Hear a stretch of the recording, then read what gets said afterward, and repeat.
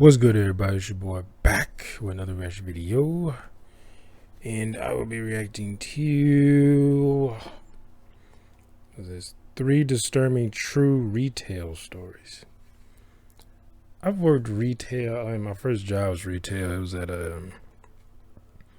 a movie rental store called Movie Gallery. Anyone who either grew up in the South or been in the South back in the day, there was a movie rental chain called Movie Gallery alongside Blockbuster, and I think we had a Hollywood. I don't think we had Hollywood Video down, or at least not anywhere where I lived. Maybe in like one of the biggest cities, but not in my town or the town near mine, which was Hattiesburg, Mississippi. But yeah, I hated retail. Oh my god, I hate it so much. I hated retail so much. And I've worked customer service. It was not retail, but it's customer service when I was in the military. Anytime I did like security, had to do security duty, I was like, thank God for this. Like, it's just, I'm not one for a lot of paperwork, and know that job was a whole lot of I mean, I worked customer service and I also worked admin as well, which is more like doing like a lot of paperwork. I mean, you have to talk to customers every once in a while, but the majority is just paperwork. The only time you really ever see your like customer is if there's a problem, or they have to come in to sign something or something like that, but you rarely ever see them. And I hated retail. Retail is just one of the worst jobs I think ever. Because I remember after I worked retail, that first job I had, I was just like, never again. And every job after that, I don't care how much they pay. Pretty much every job after that was in a warehouse or something. It was just me working, and I didn't have to really talk about it unless I wanted to. Till I went in the military, which I wanted a job as an aircraft mechanic.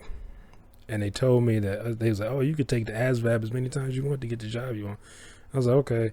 I took it once, and I asked, I didn't know what the scores were, and the guy was like, yeah. He's like, yeah, that's the score. He's like, yeah, you got high enough to get a aircraft mechanic. I was like, something where I could work and not have to talk to a bunch of people. And I should have known something was up, because he said, yeah, that's high enough, and then other guy in the room, he was like, yeah, it's what was the number? I can't think, like, I don't know what it was, but he has the other guy, and I was like, yeah. He's like, I guess. When he said I guess, I should have looked it up or asked, one of the testers. I don't think they would know. Well, they might know, but you would think they would know. The people who work down. I don't think they were recruiters, but they worked there for the Air Force people. And I was like, you tell me that I got high enough. And they put on the thing, because they had to put not necessarily the job title, but like if you worked admin, like if you worked customer service, they put admin. So I think the one for aircraft mechanic was maintenance or engineering or something like that. I think it might have been engineering. And because they have things like if you work intelligence, they have intel, stuff like that. It's like a general name that kind of puts a bunch of jobs in one category. And he put down the paperwork, but then when I went down, after I went to MEPS, and I went down to basic, on my paperwork it said admin, and I was like, because you had to go talk to the guy, and they was like gonna put you in your AFSC, and I was an older guy that he had a bald head, but he had like long white hair, wearing glasses, and you could tell he's just like kind of a no bullshit guy. This kind of constantly, people coming through, and all the new people, and they acting scared or they trying not to mess up and stuff like that. And I was like, he asked me what job I was supposed to have. With he looking at the paperwork, and I said they told me back at MEPS they said aircraft mechanic. Because I wanted also something that I can get out on the outside and make money, doing.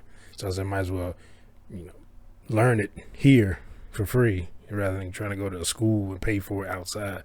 And I could just do it for free and then transfer that knowledge outside for a real job and better pay and stuff like that. And he was like, they got you down here for, I said, I'm supposed to be aircraft mechanic. And he said, oh, they got you down here for admin. And I was like, admin? I was sitting there and I was like, I was at like a loss for it. Just like, I was like, cause I was like, I can't take the test now. I'm already here, sign the paperwork. And the guy was just like, we need more admin anyway. So he said we need more personnelists. That's what the job title had. We need more personnelists anyway. And he just like filled us a sign the thing and then gave it back to me. And I was like, I was so mad. I literally thought about, when I went back outside, I literally thought about just walking out. Because they was like, all right, I was done and I was able to leave and go sit in like outside in the kind of like this little lounge area. And I was so mad. I thought about just walking out and just trying to walk on base. I was so angry. Oh my God, I was mad. I was like, what? Because I was like, I would have taken the test. Well, I probably taken this like no more, probably like 3 times. I didn't get the score required to get that job. I would have probably looked to see what other jobs there, and then as long as it wasn't dealing with customers, I would have chosen. But they gave me that, and I was like, oh, thinking about it now, it kind of gives me a headache. Because I was so mad. Oh, I was livid. I remember going. We marched back to the barracks. And we went to lunch. We marched to the barracks. Then we had to get back in formation to go into the dining facility. Because I think it was dinner time, like around that time. And because it took forever to get that shit done. And I remember going back up. After we ate, we went back upstairs. And we, after that, we were going to have, I forget what they call, but we talked to like the TI at the end. It's like in the multi-purpose room, and it's kind of like chill. You just sitting there, you kind of just talk back and forth. You don't have to say, Airman so-and-so reports his order, just to speak to him. It's a relaxed, environment in that room. And right before that's like, we weren't supposed to like sit on our beds unless you were like rolling socks or doing stuff like that. But you couldn't just sit there. Man, and I was on the top bunk. I like literally got and just laid in my bed. I was sitting there with my fist balled up. I was so angry. And I don't think my T.I., I think he saw me. Like, he walked by. And, because I remember, like, I was like a couple days later, he ended up mentioning it. I was talking to him. Yeah, because it was Sunday, and I didn't go to church. I was, like, cleaning. I decided, because I only went to church once just to get out. And other than that, I just stayed in the barracks and cleaned. And he was like, he brought up, he's like, you looked mad. The other day, he's like, you all right? And I was like, he's like, I was going to say something there, but I didn't. He's like, I just thought maybe he was upset. Some people just get upset that they hear after a bit of, but at that point, I think we had been there.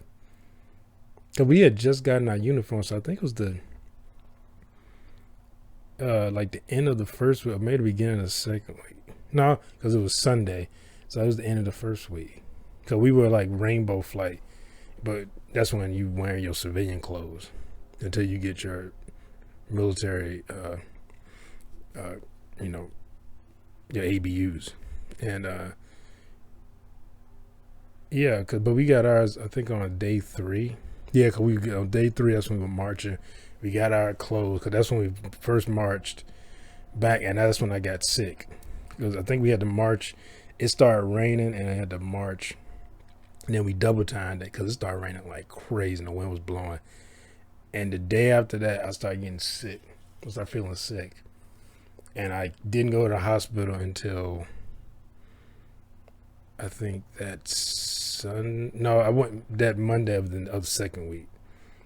And I was That's not. They was like they thought I think I had pneumonia, and then I waited too long because I started feeling sick pretty much right away, and I got pneumonia. And then they said, "Oh, it's pneumonia," but I think it's like bronchitis, or it was pneumonia and then became bronchitis and all that stuff. But oh no, I feel like I was dying. I couldn't sleep. I felt like I was drowning. I had to get up and cough up mucus. Like everything. It was crazy. But anyway, I'm getting off topic. 3 disturbing retail stories. Let's get into retail is horrible, so it shouldn't be hard to get some retail stories. Here we go.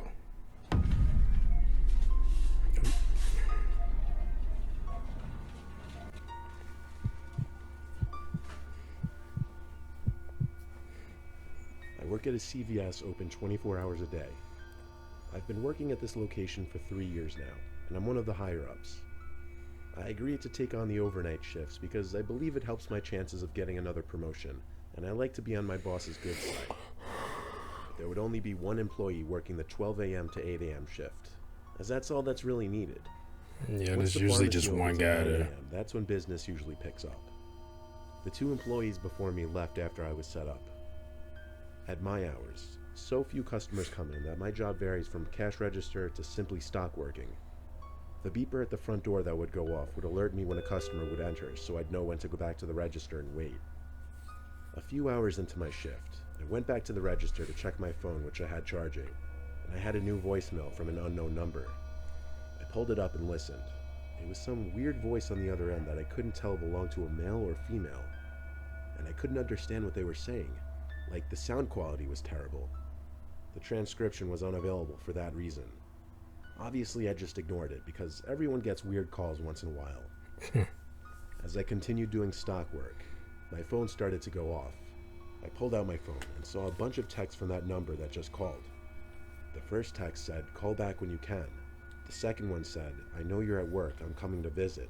The third one said, "What time are you working till?" The fuck? I had no idea who this could be. I texted back, "Who the hell is this?" The typing bubble popped up for like 20 seconds. Then it went away. They didn't respond to that. Okay. A little unnerving, yes, but I still had to go about my work. Eventually, I heard the ding by the front door, alerting me someone entered. So I went back to the register and waited.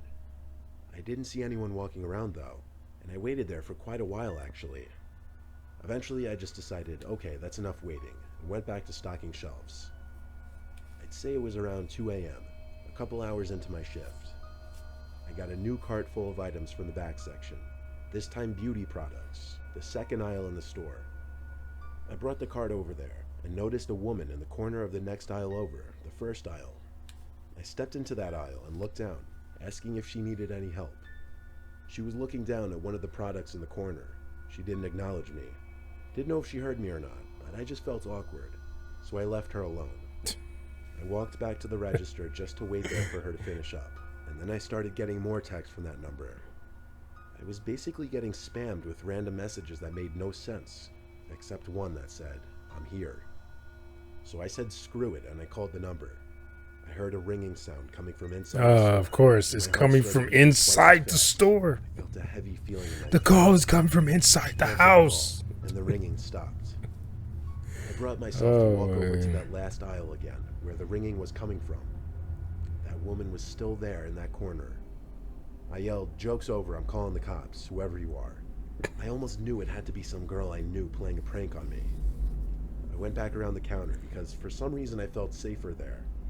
I really didn't want to call the police though. Instead, I called my best friend, who picked up on the first try. I asked him to think of anyone we knew with brunette hair who had my number and would be playing a prank on me like this. I was like, what is that noise? Based on the body shape of that woman, it was none of them. My friend told me to just stop being a pussy since it was a girl. I told him, alright, whatever, and hung up the phone. Like, bitch, you ever heard of a I was knife about to suck or it a up gun? and walk over there. I don't care how much testosterone I have. The bullets don't bounce off me. I'm not immune to bullets and She knives. had to be kneeling down too because the shelf in that aisle is lower than the rest. The first thing I noticed was blood trickling down her cheeks. She was smiling and I heard her making these fucked up laughing sounds. It looked like she cut the skin on her cheeks right next to her lips. Think she the When I Joker or realized some she shit? wasn't our age. She She looked like she was anywhere from 30 to 40. I took one step closer, and I recognized her. It was this lady with serious mental issues who had DM'd me with a fake account before. And as far as I knew, she was dangerous and was supposed to be in some psychiatric center. Oh yeah, she's Must have about to gotten my stab number the through my shit out of Instagram, you. which I have set as a public figure profile, which includes my phone number. Why would you do that? Seeing half her bloodied face peering at me, smiling, made me want to yak. I yelled at her to get away or I'd stab her. Of course, a complete bluff. I ran to one of the back aisles. Shit, I wouldn't be bluffing, but I bitch, I'm gonna stab the shit out of you. The front door go off. I went to go check if she was still there, but she wasn't. And so I called 911 and had the police take a report, showed them the CCTV footage, and warned them of her name and that she had serious mental issues. The officers were very nice and told me they'd be in the immediate area in case she returned. I blocked the number she was texting me from, and I like to think the police contacted her family. You know, fucking somebody's gonna come behind you and stab in your damn kidney.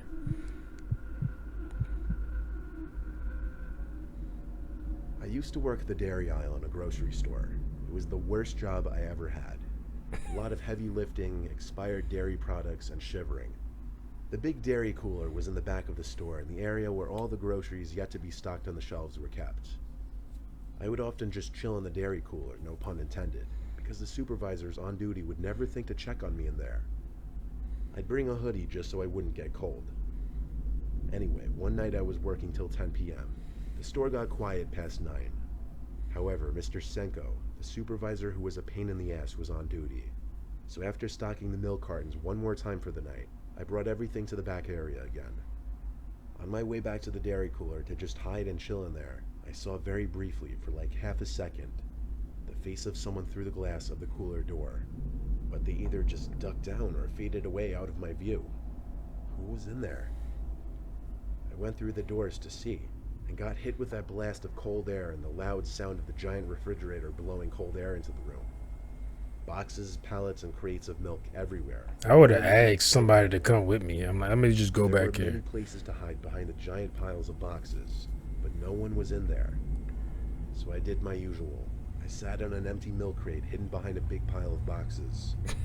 Then suddenly the lights in the cooler turned off, and it went almost pitch dark, besides the light from outside the cooler coming in through the glass of the door. I had a mini freak out because I thought Mr. Senko knew I was in here and was basically signaling for me to come out. I stood up and came out from around the boxes, and then I froze. Something was blocking partial view of the two cooler doors. There was a silhouette of a really tall person right in Oh front of me. boy. It couldn't be Mr. Senko. He was kind of short. The figure right in front of me had to be a foot taller than me. Suddenly, the light flickered back on, and the figure I thought I saw right in front of me was no longer there. I nervously walked around and Okay, I thought I it's saw something scary. Fucking ghosts. I Some even shit. waved my hand through the air in that spot. I somehow felt like I wasn't alone in there, and so I burst through the doors and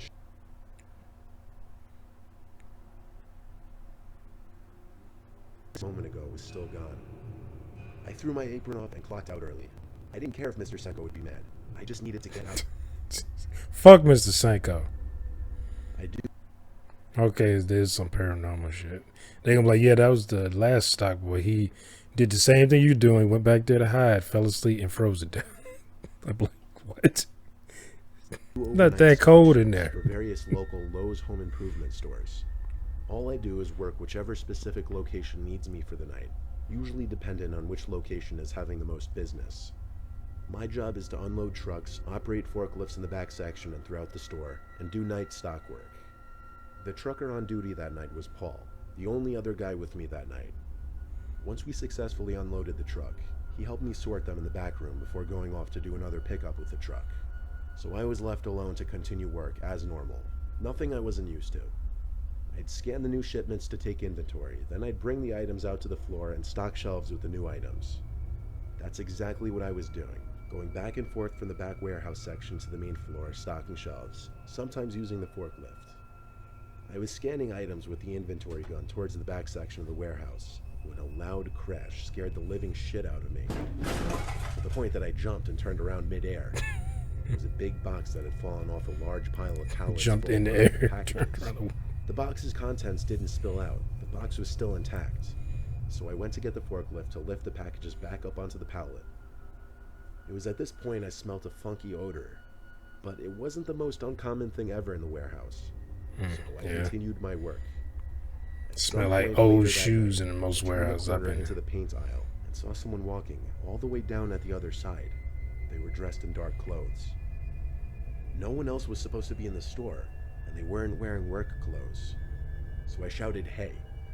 They turned around, and when they saw me, they took off running down an intersecting aisle. So they come running towards you, "Sir, the store is closed." Chasing after him. Of course, when I got to the intersecting aisle, he was nowhere to be seen.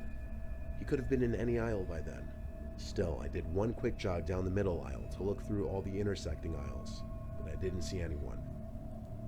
I called anyone who I thought could have possibly been on duty, but nobody even picked up.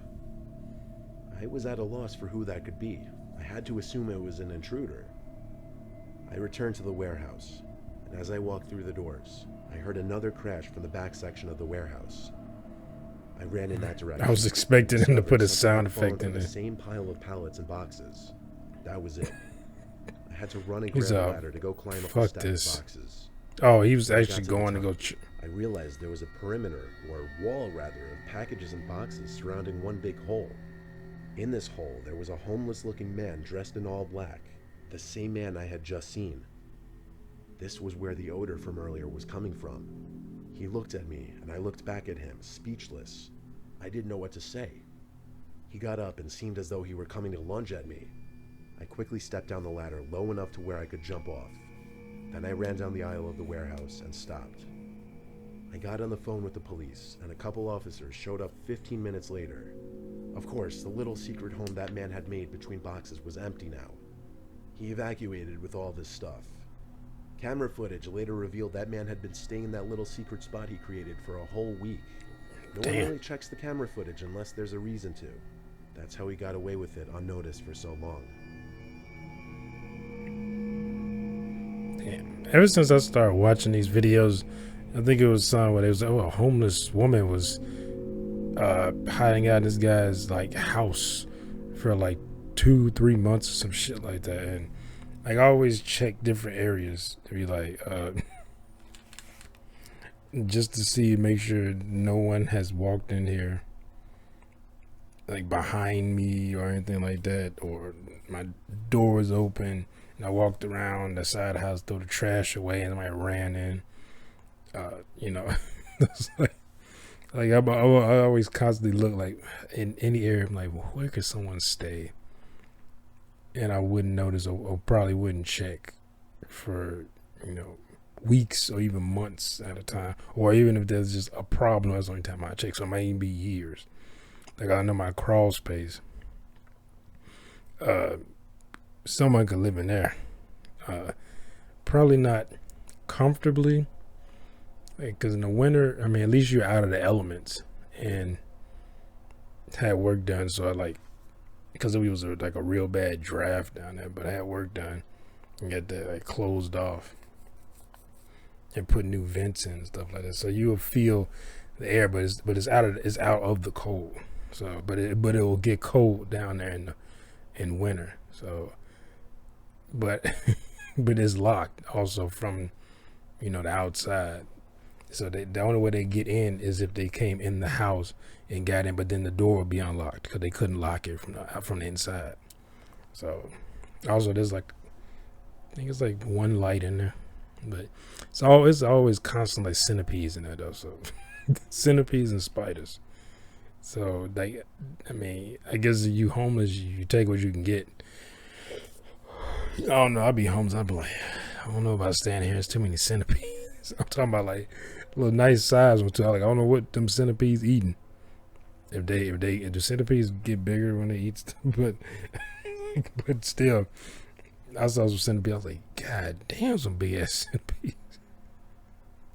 And not the spiders aren't as big as they used to be since I had it cleaned out. Like had a professional go in there and clean it out. Like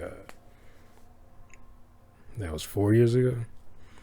I should have kept up and cleaning it myself after that, because he went down there and like sprayed stuff and cleaned. I mean, he had to have the fan because he had to leave fans here for I think 2 days down there. They completely dried out because it's wood and stuff like this. So they completely dried out. He had like big old powerful fans in there, and he said just leave it on, leave the door open so he can dry it out.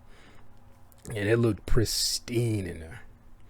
Now the spiders. I mean, it doesn't look anywhere near as bad as it did before, but still no spider webs in there. But yeah, I always look now because of these videos like this. But yeah, retail. See, yeah, my retail horror story is more so just dealing with asshole customers. So, like, I remember one of my first job, retail, when I was at the movie rental store. I was at the front with my supervisor, and she was getting the like returns out of the box and checking them in before the end of the night. So, because if you didn't, and the next day would come, then people would get have a late fee on their membership, and they're like, well, I brought it back. So they always had to make sure you got those out. Don't leave anything in there at the end of the night. But she was doing that, and some guy came up and she asked me if I could, I think, stock. So because it was close to closing. I want to say maybe an hour before closing. We closed at 10 on weekdays, and then I think 11 on weekends. But some guy was walking around. He came in and went immediately to the back of the store. Now, I will give it away that before this store, because apparently the company had been bought up before I started working there by like these two brothers, and they were very religious. They were Christian, very Christian brothers, and the store movie gallery had a porn section before that, but since they bought it, they got rid of the porn in all the stores. So it was, but I remember when I first moved down south, they had a porn section in the back.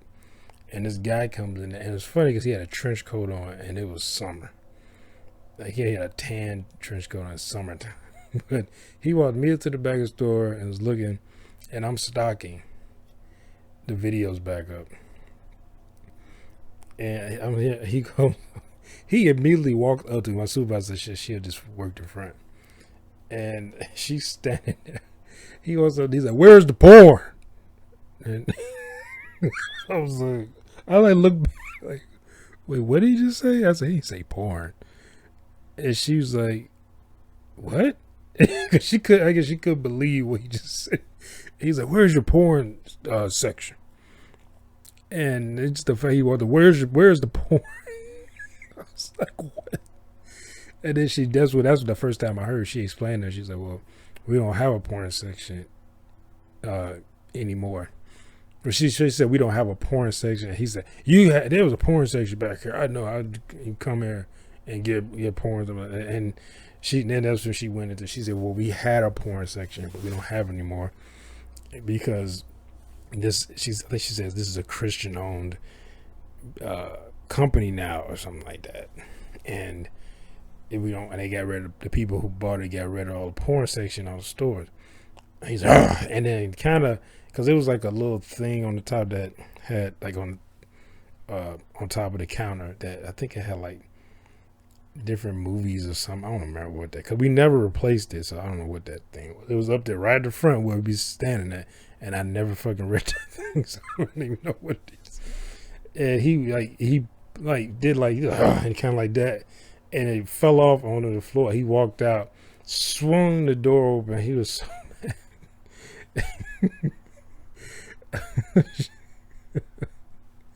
and I think she was like, damn, I think he needs a woman. He don't need porn.